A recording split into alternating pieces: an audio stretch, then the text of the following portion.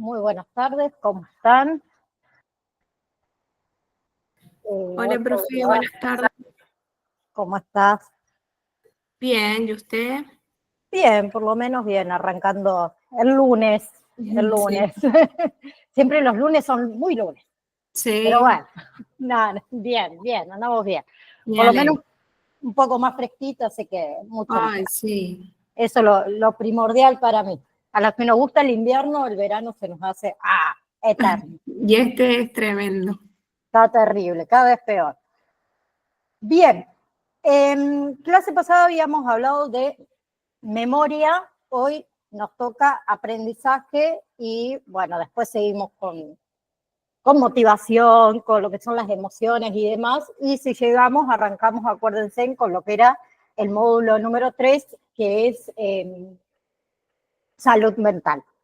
Bien, entonces, comenzando por lo que es aprendizaje, como dice ahí, es un proceso mediante el cual los seres humanos y también otros organismos adquieren nuevos conocimientos, nuevas habilidades, actitudes o valores y pueden ser medidos a través de los cambios en lo que es el comportamiento. ¿Sí? A ver, hay principales tipos, podemos decir, de aprendizaje, que es lo que vamos a hablar el día de hoy, que ya lo estuvimos viendo también un poquito anteriormente. Por ejemplo, uno de los tipos de aprendizaje tenemos lo que es el aprendizaje clásico, respondiente o el aprendizaje pavloviano, que en realidad es un tipo de aprendizaje asociativo, ¿sí? Que fue descubierto por Iván Pavlov. Bien, en realidad es un tipo de aprendizaje donde hay un estímulo neutro, ¿se acuerdan? En el video que estuvimos viendo de el perro, la campanita y la comida.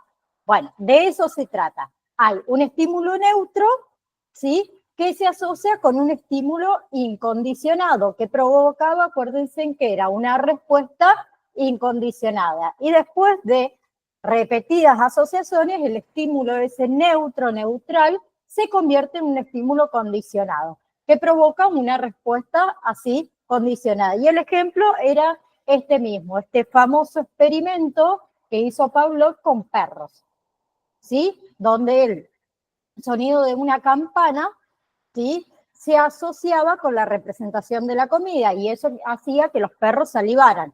Con el tiempo, ¿qué pasó? Los perros comenzaban a salivar al escuchar esa campana sin esa presencia de la comida. Bien, eso es un aprendizaje clásico. Luego tenemos lo que es el aprendizaje instrumental, operante o circaniano, que es un tipo acá de aprendizaje que fue desarrollado por Skinner, que se basa en el uso de refuerzos. ¿Se acuerdan? Los refuerzos positivos o negativos y también los castigos. ¿Para qué? Para poder aumentar o para poder disminuir la probabilidad de que, digamos, un comportamiento se vuelva a repetir. ¿Sí? Todo lo que son los refuerzos aumentan la probabilidad de que el comportamiento, digamos, se repita. ¿Sí? Si nos castigan, se supone que ese comportamiento va a disminuir. ¿Bien? Y él hizo el experimento con el ratón. ¿Se acuerda? Un ratón en una caja de Skinner se llamaba, para aprender el ratón tenía que aprender a presionar una palanca, ¿sí? Ese era el comportamiento para recibir comida, ese refuerzo positivo, ¿sí? O evitar lo que era la descarga eléctrica, que era un refuerzo negativo. Bien, luego tenemos lo que es el aprendizaje espontáneo por instinct o por restauración de campo, que fue propuesto en realidad por Kohler, ¿sí? Donde acá el aprendizaje por instinct en realidad implica que la reestructuración, ¿sí? Tanto directa como la reestructuración, digamos, súbita de lo que es el campo perceptual para resolver un problema, ¿sí? Este tipo de aprendizaje ocurre sin ningún ensayo y sin ningún error, ¿sí? ¿Se basa en qué? En la comprensión, digamos, repentina de la solución. Y el ejemplo que tenemos acá es el experimento que hizo Kohler, ¿se acuerdan? Con los chimpancés, ¿sí? Donde los chimpancés fueron capaces de utilizar cajas, de utilizar ciertas herramientas que estaban colocadas dentro de la jaula para alcanzar esas bananas que estaban colgadas del techo, ¿sí? Eso se logró, obviamente, tras un periodo de reflexión, ¿bien? Y demostraron ahí un repentino instinto, ¿ok?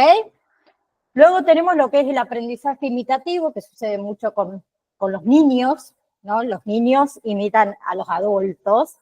Bien, es un aprendizaje en realidad que ocurre que observando y replicando el comportamiento de otros, ¿sí? Y acá tenemos a Albert Bandura, que fue uno de los principales teóricos de este tipo de aprendizaje, ¿sí? Y toda su teoría del aprendizaje social enfatiza en esto, en la importancia de la observación, de la imitación, del modelo, ¿no?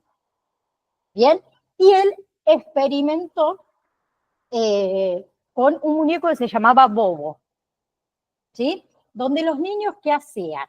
Observaron a un adulto comportarse de manera agresiva con el muñeco, ¿sí? Y ellos eran más propensos, estos niños, a imitar ese comportamiento agresivo. Bien, no sé si bien por ahí TikTok, Instagram, bueno, Facebook, hay muchos padres que hacen lo siguiente, ponen al bebé y al papá, vamos a suponer. Entonces la mamá le da una cucharada de comida al papá y el papá no la quiere comer, ¿sí? Entonces la mamá, ¿qué hace? Como que le pega al papá. Después cuando le quiere dar de comer al bebé, ¿el bebé qué hace? ¿Le copia al papá? Sí.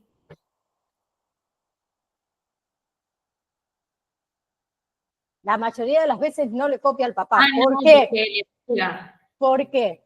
Porque es aprendizaje instrumental operante, claro, porque ve que le ¿sí? pega. Claro, el refuerzo ese es negativo. Entonces, ¿el que quiere? Un refuerzo positivo. Entonces, ¿qué hace? Come la comida, ¿sí? Si le copiaría, tendría el refuerzo negativo. ¿Bien? Luego tenemos aprendizaje por improntación, ¿sí? Que ocurre en un periodo crítico, digamos, temprano en la vida, ¿sí? Donde se forman que un vínculo duradero con un objeto o con un individuo. Ese concepto en realidad fue introducido por Lorenz, ¿sí? Y el ejemplo que se da siempre en el aprendizaje de improntación son los patitos, ¿sí? Los patitos que siguen al primer objeto en movimiento que ven después de nacer, que normalmente es la madre. Bien, y ahí forman que un vínculo duradero con ella. ¿Ok? Después tenemos factores que por ahí sí afectan el aprendizaje, que también está bueno saberlos. Entre esos factores es la motivación, ¿sí? El deseo, la necesidad de aprender. Eso puede mejorar la eficacia del proceso de aprendizaje, ¿sí? Nos pasa muchas veces, o nos ha pasado muchas veces, cuando, por ejemplo, en la escuela primaria, secundaria, hay una materia que no nos gusta. Entonces nos cuesta aprenderla. ¿Por qué? Porque no tenemos el deseo, ¿sí? Si es algo que nos motiva, nosotros vamos a aprender más rápido. Bien, otro factor que afecta el aprendizaje es el tema de la atención, ¿sí? La capacidad que cada uno de nosotros tenemos de concentrarnos en una tarea de aprendizaje. A ver, la atención es crucial para retener información, para adquirir nueva información, ¿sí? También otro factor es el tema de las experiencias previas. Todo lo que son conocimientos, todo lo que son habilidades previas, eso facilita o en algunos casos también dificulta el nuevo aprendizaje. Bien. Por ejemplo, a mí me pasó que yo antes de estudiar paramédico había hecho cursos de primeros auxilios psicológicos. Y con respecto a la categorización de las víctimas en primeros auxilios psicológicos, está dirigida a la parte psicológica, y cuando tuve que estudiar para Para paramédico, que va a la parte, digamos, de salud física, ¿sí? Más que a la parte de salud mental, me costó muchísimo porque lo asociaba con lo que había aprendido anteriormente y era totalmente lo contrario, ¿sí? Entonces, a mí, en esa parte, por ejemplo, por más que haya tenido ciertas experiencias previas, esa experiencia previa me dificultaba adquirir este nuevo aprendizaje, ¿sí? Eh, tuve que tener muchas charlas con el profesor en ese momento para poder entenderlo, porque me costaba por mis experiencias previas, ¿sí?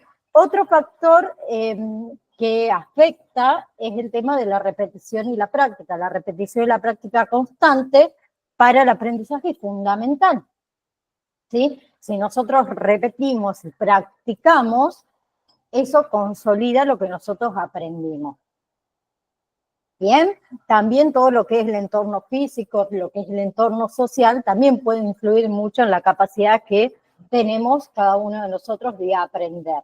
Y la retroalimentación también es sumamente importante. Eso de la retroalimentación o el feedback ayuda a nosotros a ¿qué? A corregir errores. Ayuda a reforzar todo lo que son comportamientos deseados. ¿Sí? Entonces, el aprendizaje en sí es un proceso que es complejo, ¿sí? Que se manifiesta de diversas formas, cada uno aprendemos de diferentes formas, ¿sí? Por eso también está bueno comprender los distintos tipos de aprendizaje. Está bueno comprender los factores que afectan, ¿sí? Que es esencial para, por ejemplo, diseñar todo lo que son métodos educativos específicos, efectivos, estrategias de intervención en diferentes contextos, ¿sí? Desde lo que es educación hasta lo que es la terapia, hasta lo que es el entrenamiento profesional. ¿Sí? Bien. Por otro lado, tenemos las emociones, que esta parte me encanta. Bien, ¿qué son las emociones? En realidad son experiencias psicológicas y fisiológicas complejas que surgen en respuesta a estímulos internos o externos que son percibidos como significativos para el individuo. O sea, que las emociones son componentes que son fundamentales de la vida humana. ¿Sí? Las emociones desempeñan un papel crucial en nuestra formación. En cómo nosotros percibimos, en cómo nosotros experimentamos, cómo nos relacionamos con el mundo que nos rodea. ¿Sí? Todo lo que son las emociones también tienen aspectos bastante claves. ¿Sí? Lo primero es que las emociones tienen componentes, como le dije antes, tanto psicológicos como fisiológicos. Si hablamos de componentes psicológicos, ahí incluimos todo lo que son experiencias, ¿sí? Sentimientos de alegría, sentimientos de tristeza, de miedo, de ira. Si hablamos de componentes fisiológicos, esos son los cambios en nuestro cuerpo, ¿sí? Según la emoción que estamos experimentando, por ejemplo, puede aumentar el ritmo cardíaco, puede haber cambios en nuestra respiración, ¿sí? La liberación de hormonas, la sudoración. ¿Bien? Y otra cosa, las emociones cumplen diversas funciones adaptativas en la vida de los individuos. ¿Sí? Por ejemplo, a ver, el miedo.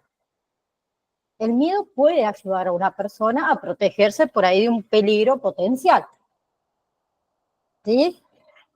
La alegría ¿qué hace? Promueve la vinculación social, el bienestar emocional. Y la tristeza, muchas veces la tristeza puede señalar esto de esta necesidad de procesar, de superar pérdidas. ¿Sí? Y las emociones, otra cosa. Mayormente no se expresan con palabras. ¿Sí? Se expresan en realidad de varias formas. Expresiones faciales, lenguaje corporal, la voz. las acciones que cada uno de nosotros tenemos. ¿Sí?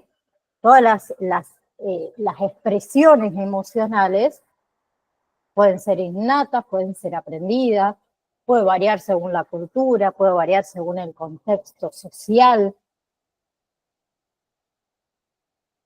¿Sí? Otra clave de las emociones es la regulación emocional. ¿Sí? En realidad es el proceso por el cual las personas manejan y controlan sus emociones. ¿Sí? Por ejemplo, eso puede implicar estrategias como es la supresión emocional, o sea, ocultando una emoción, ¿sí? La expresión emocional adecuada, podemos expresarnos correctamente, ¿sí? También la reinterpretación de la situación para cambiar esa respuesta emocional. Bien, y a lo largo de toda la historia de la psicología, en realidad se han propuesto diversas, digamos, teorías para explicar las emociones. ¿Sí? Entre esas teorías podemos incluir todo lo que son las teorías biológicas, ¿sí? Que destacan en todo lo que es la base fisiológica de las emociones. También están las teorías cognitivas, que enfatizan más en lo que es el papel del procesamiento cognitivo, ¿sí? En lo que es la experiencia emocional. Y tenemos todo lo que son las teorías sociales, que se consideran también la influencia del entorno social, ¿sí? En lo que es la expresión, en lo que es la comprensión de las emociones. ¿Bien? Y otra cosa para que tengan en cuenta con respecto a las emociones es que las emociones interactúan estrechamente con el pensamiento y con la cognición. ¿Sí? Las emociones pueden influir en la toma de decisiones, en la memoria, en la atención, en el juicio. ¿Sí? Por ejemplo, a ver, un estado emocional de una persona puede afectar la capacidad, por ejemplo, para recordar eventos específicos. Sí, muchas veces ocultamos, ¿bien? Y esos eventos por ahí traumáticos, ¿a dónde van? ¿Se acuerdan cuando hablamos de memoria? ¿O cuando hablamos de consciente, inconsciente y preconsciente? Mayormente uno de los eventos traumáticos los bloqueamos. ¿Sí? Bien. Eso pasa con la interpretación de nuestros pensamientos. Bien, entonces, a ver, en resumen, las emociones son aspectos fundamentales de todo lo que es la experiencia humana. Desempeñan un papel sumamente vital en la adaptación, en lo que es la comunicación, en lo que es la interacción social. ¿Sí? Bien, todo lo que es el estudio de las emociones es multidisciplinario. Involucra áreas de la psicología, de la neurociencia, de la sociología, de la antropología, ¿sí? Pero algo que a mí me interesa que ustedes sepan es que hay dos tipos de emociones. Tenemos emociones primarias y tenemos emociones secundarias. Primero vamos a hablar de las emociones primarias. ¿Qué son las emociones primarias? Conjunto de respuestas emocionales innatas y universales que se creen que son experimentadas por todas las personas, más allá de su cultura, más allá de su contexto social. ¿Sí? En realidad, las emociones primarias se consideran fundamentales, ¿sí? Porque son las más básicas, las más elementales. ¿Bien? Se cree que en realidad sirven como bloques de construcción, ¿sí? Para un montón de experiencias emocionales después más complejas que ya vamos a hablar de las secundarias. ¿Sí? Pero si hablamos de las emociones primarias, ahí incluimos lo que es la alegría o la felicidad, ¿sí? Esa es una de las emociones primarias, alegría o felicidad, ¿sí? Que se experimenta como esa sensación de bienestar, de placer, de satisfacción, ¿sí? Que mayormente surge como respuesta a un evento positivo, logros personales, por ejemplo, experiencias placenteras. La segunda emoción primaria es lo que es la tristeza, ¿sí? Se experimenta como esa sensación de pesar, de melancolía, de desanimo, que muchas veces puede surgir en respuesta de pérdidas, de decepciones, de ciertas situaciones que amenazan nuestro bienestar emocional. ¿Sí? Tercero, miedo. El miedo es una emoción que surge en respuesta a una percepción que nosotros tenemos de amenaza o de peligro. ¿Sí? El miedo también se puede manifestar como ansiedad, como nerviosismo, como temor. Y está muchas veces relacionado con eventos reales y en otras ocasiones con eventos imaginarios. ¿Sí? Cuarto, ira. Ira es una emoción primaria, ¿sí? Que se experimenta como esta respuesta a situaciones que percibimos muchas veces como injustas, como amenazantes, como frustrantes, ¿sí? Que muchas veces se manifiesta con irritabilidad, con furia, con resentimiento. ¿Bien? Quinto, el asco. ¿Sí? El asco es una emoción que surge también como una respuesta a un estímulo que nosotros percibimos como desagradables, como repugnantes, como inmorales. ¿Sí? Se puede manifestar, por ejemplo, como repulsión física, como repulsión emocional. Muchas veces está relacionado el asco con alimentos desagradables para nosotros, olores, también comportamientos sociales, ¿sí? O cualquier otra situación, ¿sí? Y el sexto, o la sexta emoción primaria es la sorpresa. Bien, la sorpresa es una emoción también que surge cuando, digamos, una persona enfrenta algo inesperado, algo novedoso, ¿sí? Muchas veces se manifiesta también como desconcierto, como admiración, como asombro, ¿bien?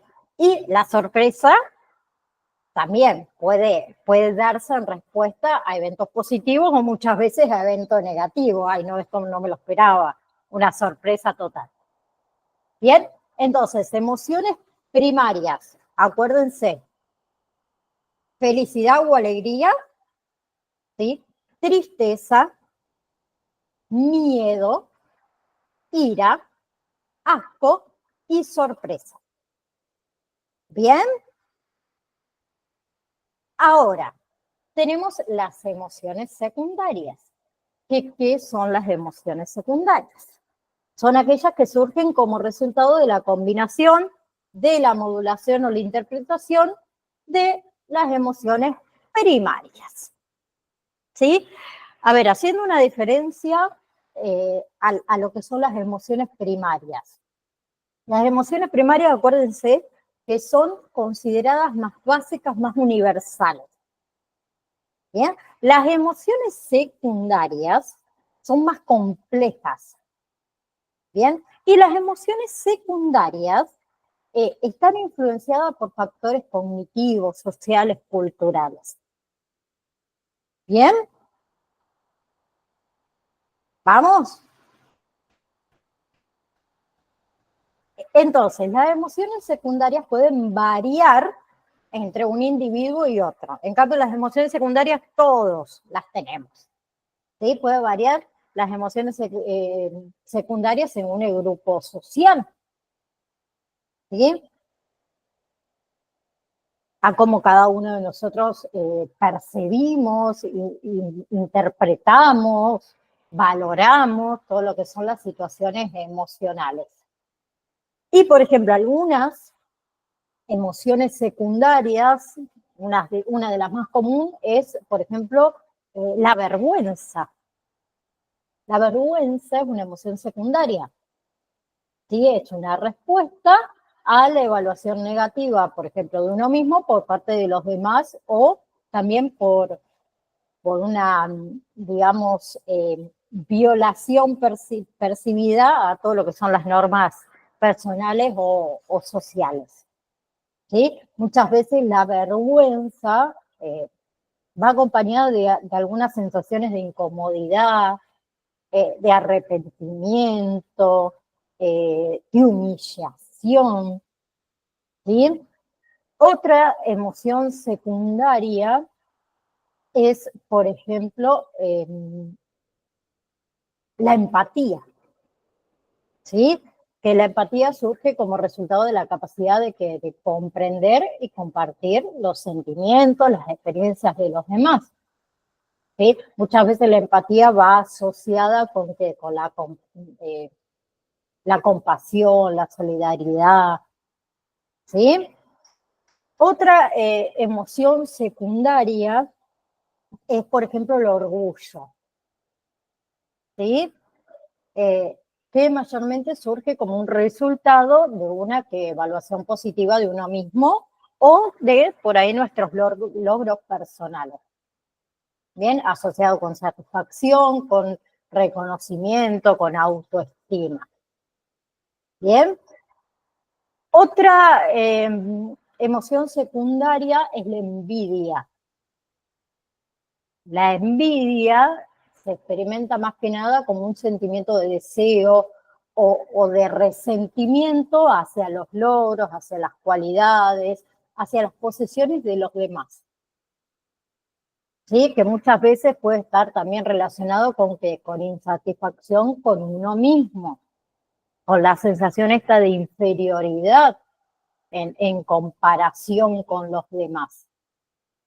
¿Sí? Pero también tenemos la admiración. La admiración es una respuesta positiva hacia los logros, hacia las habilidades y las cualidades que uno admira de los demás. Y lo contrario. ¿Bien? Que muchas veces también lo relacionamos con respeto, con aspiración, con inspiración que nos dan los demás. ¿Bien? Pero en realidad todas las emociones secundarias son el resultado de procesos psicológicos mucho más complejos. Evaluación cognitiva, atribuciones de significado, reflexiones sobre uno mismo, sobre los demás.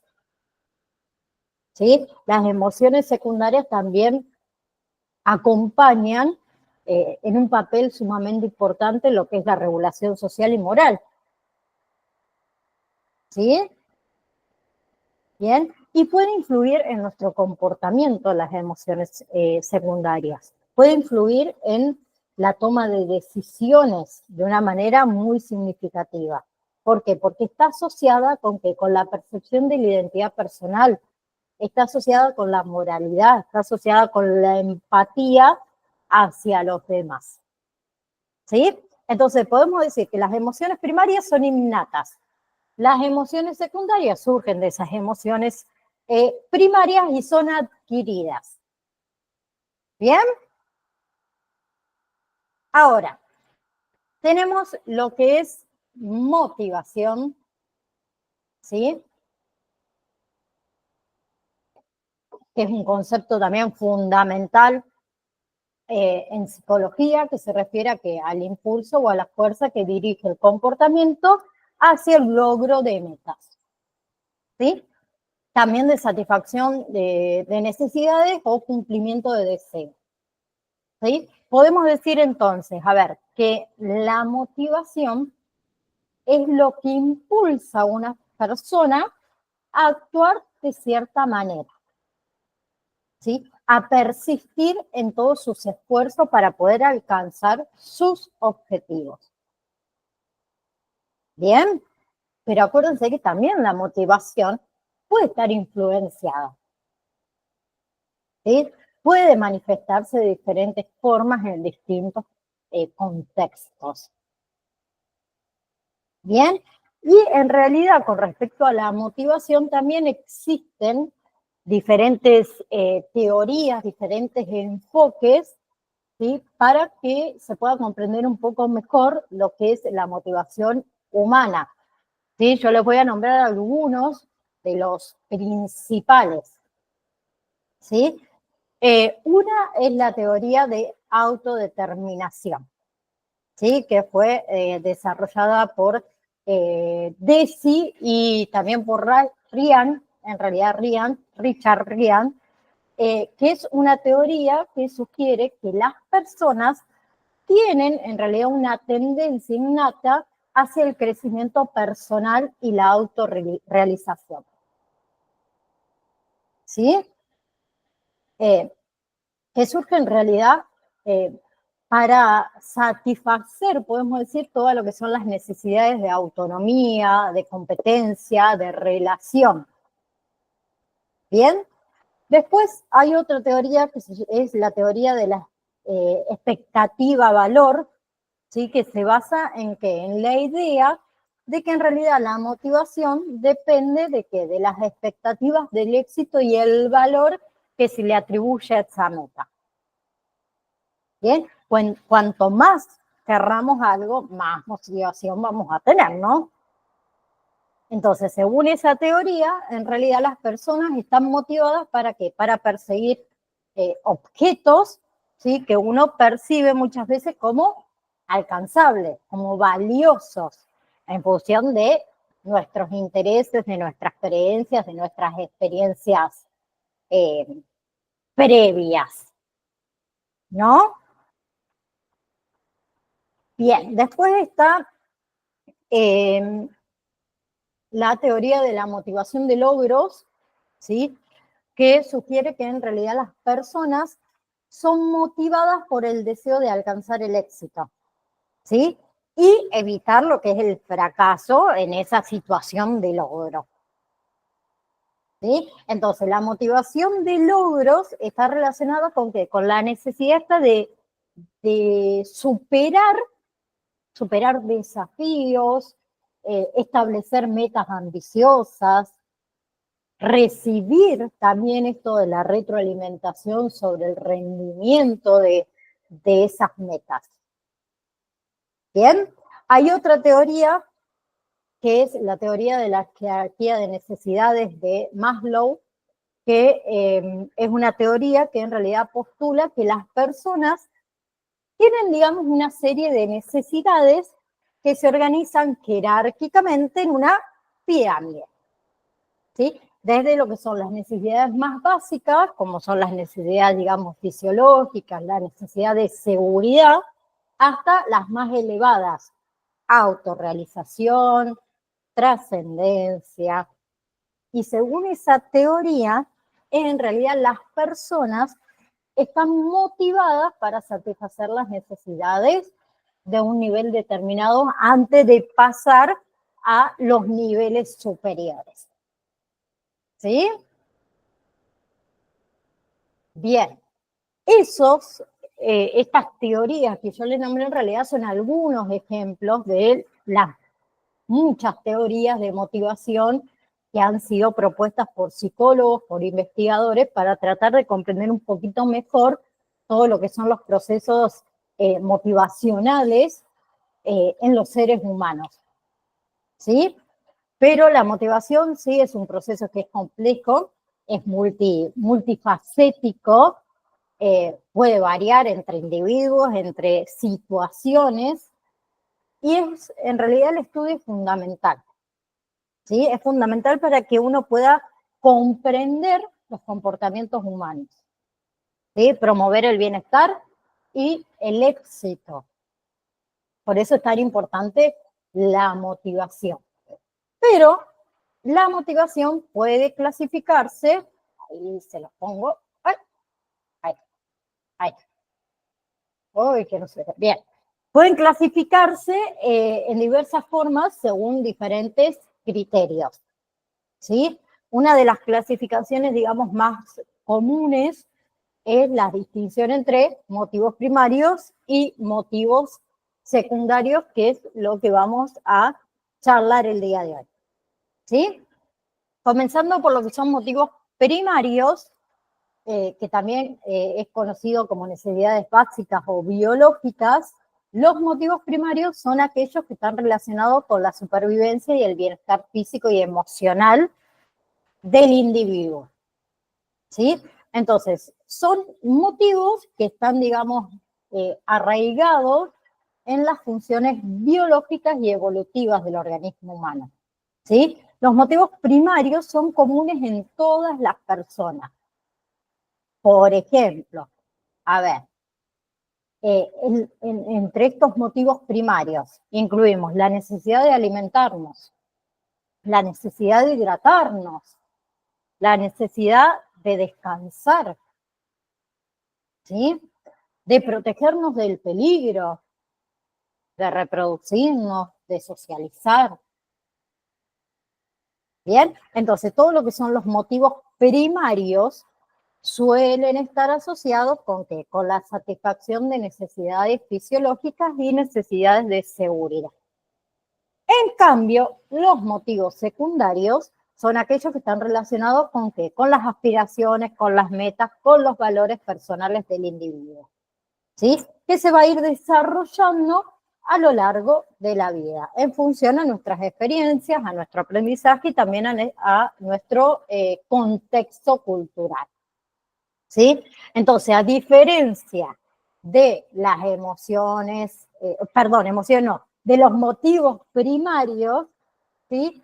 Los motivos secundarios no están directamente relacionados con la supervivencia física, ¿sí? Pero pueden influir en el bienestar psicológico y emocional. Bien, todo lo que son los motivos secundarios pueden variar entre individuos, entre culturas, ¿sí? Puede incluir la búsqueda de logros personales, la realización profesional, el reconocimiento social, el sentido de pertenencia, la autonomía, la autoestima, entre muchísimos más. Bien, entonces acuérdense que los motivos secundarios suelen estar asociados con ¿qué? Con la satisfacción de necesidad, ¿sí? Esas necesidades de afiliación, esas necesidades de estima, de autorrealización, ¿sí? Bien, en resumen, a ver, los motivos primarios están relacionados con las necesidades básicas, acuérdense, de supervivencia y de bienestar físico. Los motivos secundarios están relacionados con ¿qué? Con las aspiraciones personales, ¿sí? El desarrollo psicológico, el desarrollo emocional del individuo, ¿sí? Y ambos tipos de motivos, tanto motivos primarios como motivos secundarios, influyen o pueden influir en lo que es el comportamiento y la toma de decisiones de todas las personas, ¿sí? Por eso es fundamental entender esta complejidad de la motivación humana para poder comprender y para poder entenderlo, ¿sí? Bien. Melissa, perdón que te pregunte a vos, pero sos la única que está. ¿Hay alguna duda, algo para preguntar o compartir antes de seguir con otro tema? Porque con esto nosotros terminaríamos lo que es el módulo número 2. No, profe, la voy siguiendo con el material de trabajo, así que vamos bien. Bien, bien, bien, me gusta. Bien, estoy abriendo el campus virtual, denme un segundito. Y voy a sacar el PowerPoint de esta computadora porque si no... Bien, la última evaluación que ustedes tuvieron, chan, chan, chan, chan,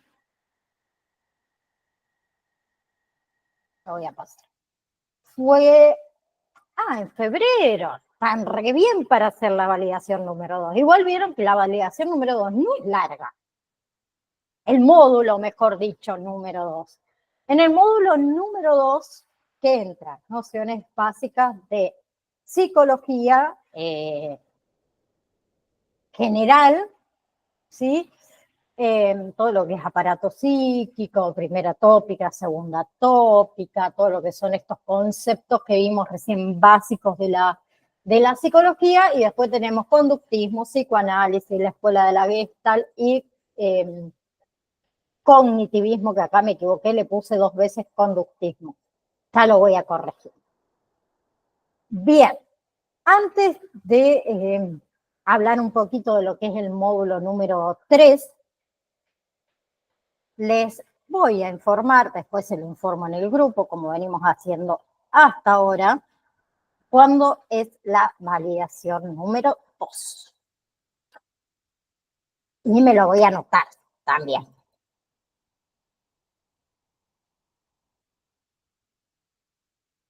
Después igual se lo paso al grupo con lo que entra dentro de la validación número 2. Validación número 2 va a estar habilitada 26, 27 y 28 de febrero.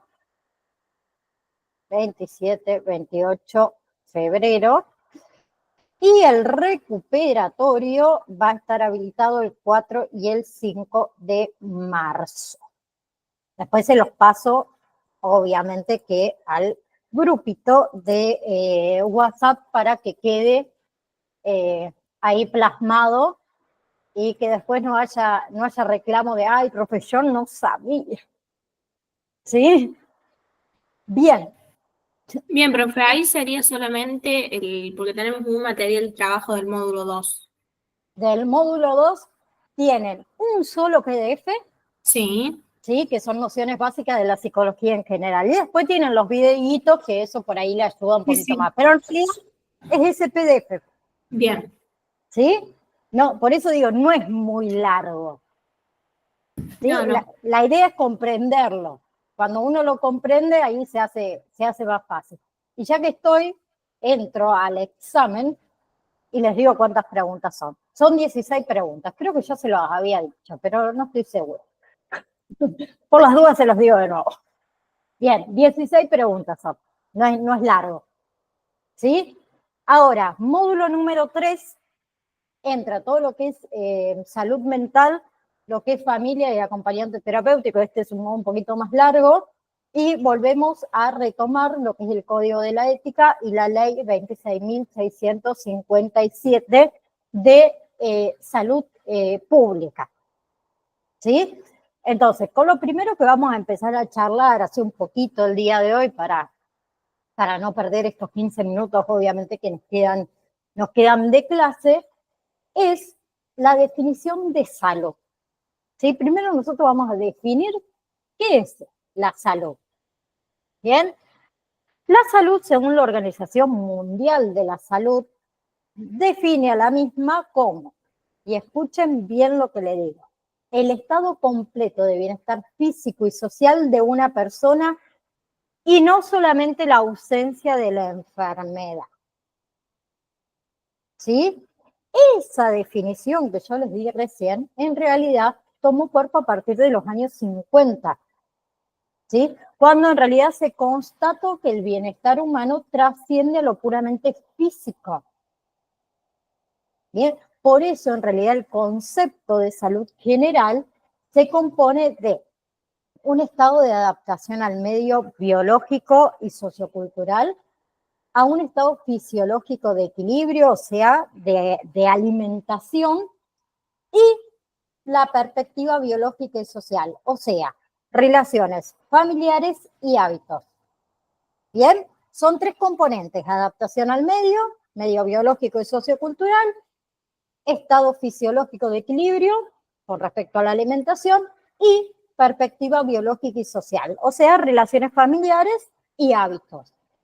¿Y qué dice? Que el incumplimiento de alguno de esos componentes, de esos 3, el desequilibrio, a nosotros nos puede llevar a la enfermedad. ¿Bien? Entonces, a ver, la Organización Mundial de la Salud, ¿qué considera? Que el goce del máximo grado de salud, ¿sí?, que uno puede lograr, es un derecho fundamental de todo ser humano. Cuando hablamos de derechos, incluye que el acceso al servicio de salud de calidad, ¿sí? Por eso se debe promover lo que es una cobertura sanitaria universal, ¿sí? Hoy en día, lamentablemente, todavía hay zonas desfavorecidas del mundo que no cubren o que no cuentan, mejor dicho, con los servicios mínimos de atención sanitaria. ¿Sí? Hay millones de personas que viven bajo este umbral de pobreza, con graves riesgos de sufrir todo tipo de enfermedades. ¿Sí? Entonces, el derecho a la salud conlleva tanto libertades como derechos.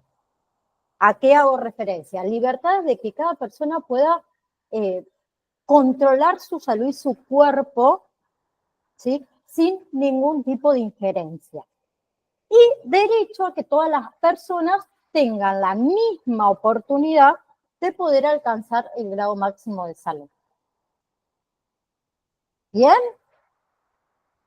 Pero después tenemos la salud según la Organización Mundial de la Salud.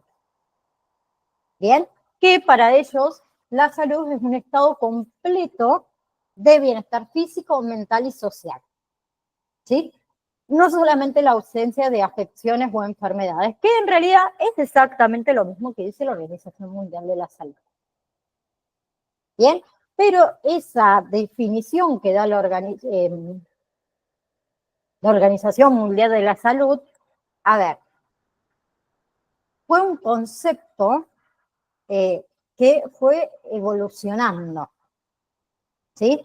Que en realidad surge más que nada como un reemplazo de una noción que se tuvo durante muchísimo tiempo, que se presumía que la salud era simplemente la ausencia de una enfermedad biológica. ¿Sí? Por eso a partir de la década del 50 se revisó esta definición y finalmente se reemplazó por esta nueva. ¿Sí? En lo que es la noción de bienestar humano, trasciende a lo meramente físico.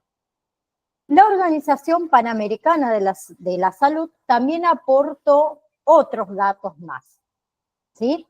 La salud también tiene que ver con el medio ambiente que rodea a la persona. ¿Sí?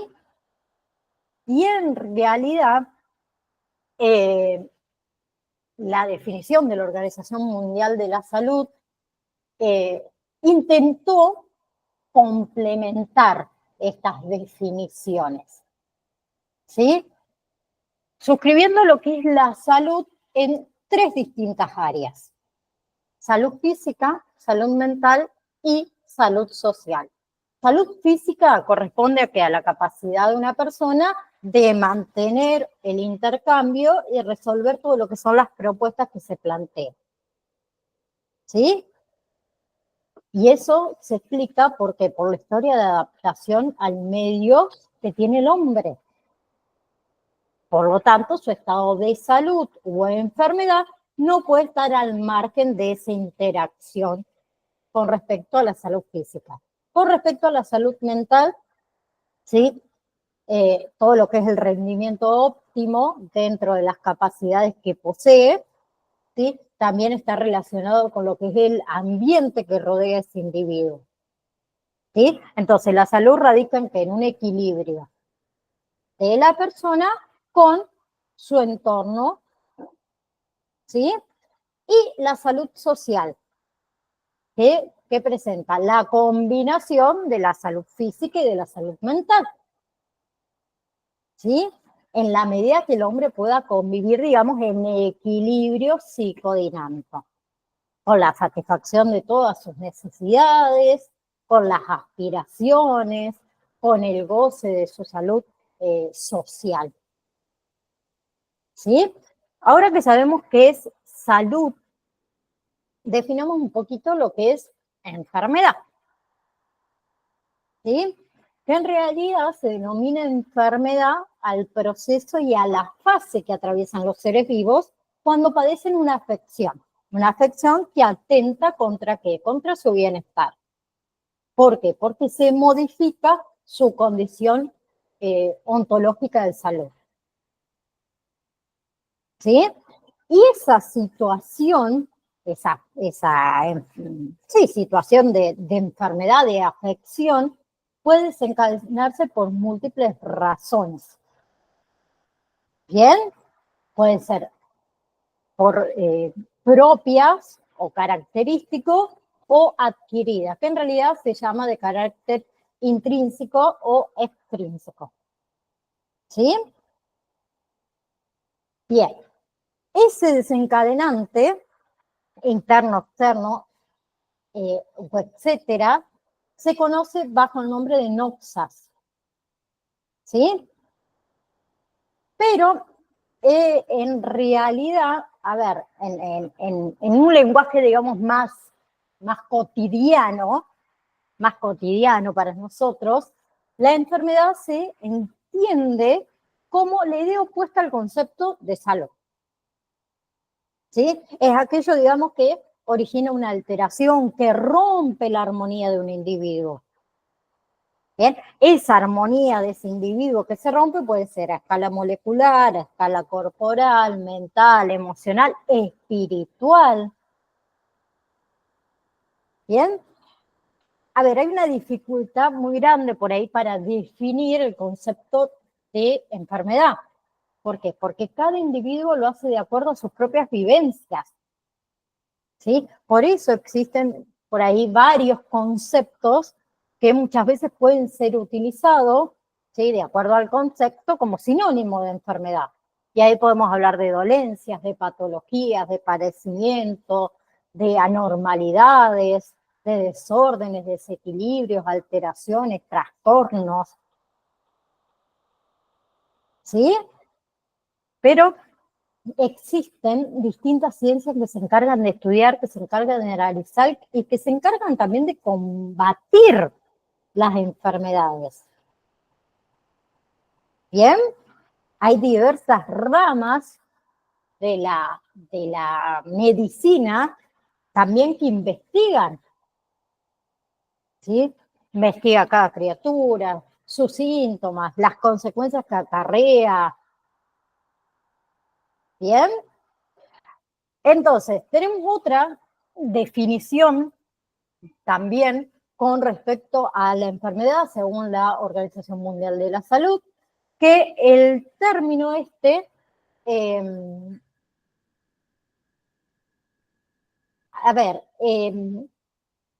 habíamos dicho que el término salud, según la Organización Mundial de la Salud, implica esto, el bienestar a nivel físico, mental y social de un individuo. La enfermedad, según la Organización Mundial de la Salud, es la presencia de un mal o una afección puntual. ¿Sí? Bien, y que si un individuo presenta una afección, carece de salud. En cambio, para el diccionario médico, el TID, una enfermedad se llama que al conjunto de alteraciones morfológicas que se producen en el organismo como consecuencia de un agente. ¿Sí? Ese agente puede ser interno, puede ser externo. Contra el cual nuestro organismo no tiene, digamos, la capacidad de oponerse o no consigue enfrentarlo con suficiente fuerza. ¿Sí? Y después también tenemos el diccionario terminológico de ciencias médicas que él recoge que una enfermedad es la pérdida de la salud.